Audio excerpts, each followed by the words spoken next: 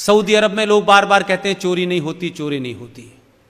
जो लोग ये कहते हैं कि चोरी नहीं होती, एक बार जुमे की मस्जिद में जाएं, सऊदी अरब की राजधानी में जुमे के बाद खड़े हो जाएं, तब पता चलेगा यहां चोरी क्यों नहीं होती। क्या नाफिज कर दें, यहां पे लागू कर दें वो कानून जिसका बड़ा शौक है आपको। यह अजीब गरीब मुल्क है कि आपको मजहब के हिसाब से शरिया जो है वो 4 शादी करने के लिए चाहिए, तलाक देने के लिए शरिया चाहिए, कुरान शरीफ का निजाम सिस्टम। हम कह रहे हैं आधी अधूरी शरिया क्यों ले रहे हो, पूरी लो।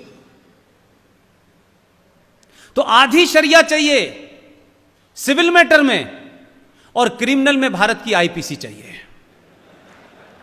हम कह रहे हैं पूरी से शरिया ले लो और तय करो कि अगर आप कत्ल करोगे हिंदू का तो आपकी गर्दन काट दी जाएगी, और हिंदू आपका कत्ल करेगा तो उस पर आईपीसी से मुकदमा चलेगा। चाहिए? चाहिए? रेफरेंडम करा लो। और अगर नहीं चाहिए तो इस देश की सरकारों को मत डराओ कि हमारे मजहब में यह लिखा है, हमारी शरिया में यह लिखा है, हमारे यहां तलाक ऐसे दिया जाता है, वैसे दिया जाता है। कुछ नहीं दिया जाता। मानो तो पूरा मानो। यह कैसे होगा कि प्रॉफिट मोहम्मद साहब को मानेंगे जब फायदा होगा, जब नहीं मानेंगे जब फायदा नहीं होगा। हज की सब्सिडी लेंगे जो इस्लाम के अंदर नाजायज है, जो मुसलमान होने के लिए जो 5 फंडामेंटल हैं उसमें हज भी है, और उसमें साफ साफ लिखा हुआ है जो काम बुढ़ापे में ये लोग नहीं पढ़ पाए वो बचपन में मौलवी साहब ने मुझे पढ़ा दिया था। उसमें साफ लिखा हुआ है किसी दूसरे के पैसे से नहीं, किसी इंटरेस्ट के पैसे से नहीं, किसी नाजायज कमाई से नहीं, अपनी कमाई किए हुए पैसे से आप हज करने जाएंगे तभी वो जायज है। आप मुझे बताइए, आप हिंदुओं के पैसे से हज करने जा रहे थे, आपको फल तो मिलने वाला नहीं था।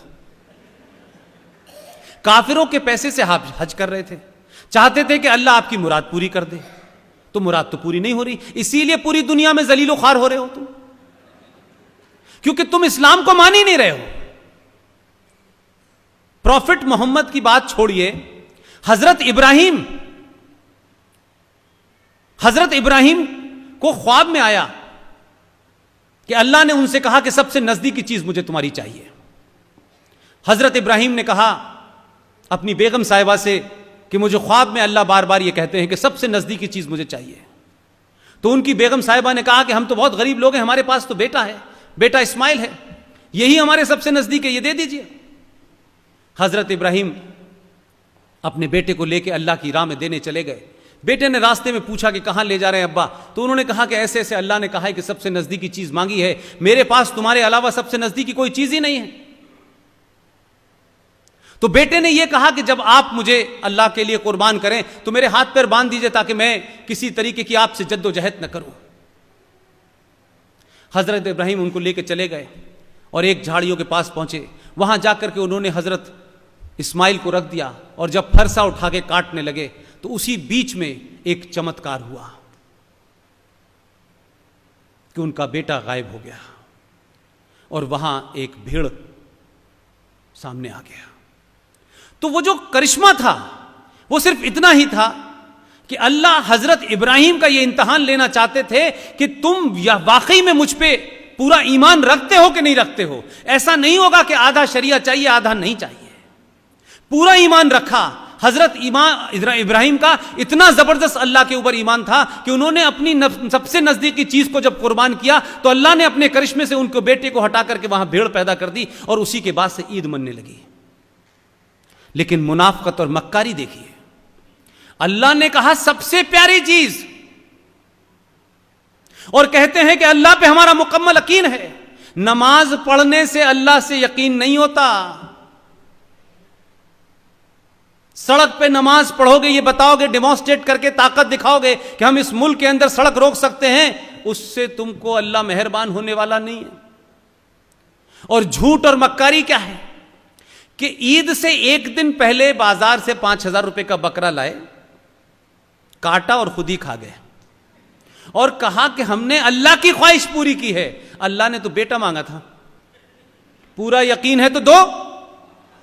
अगर यकीन है अल्लाह के ऊपर और तुम कहते हो हमारा मुकम्मल है, तो दो अपने बेटे को। वो अल्लाह अगर तुम्हारे ऊपर यकीन रखता है तो उसको भी बदल देगा हजरत इब्राहिम की तरह।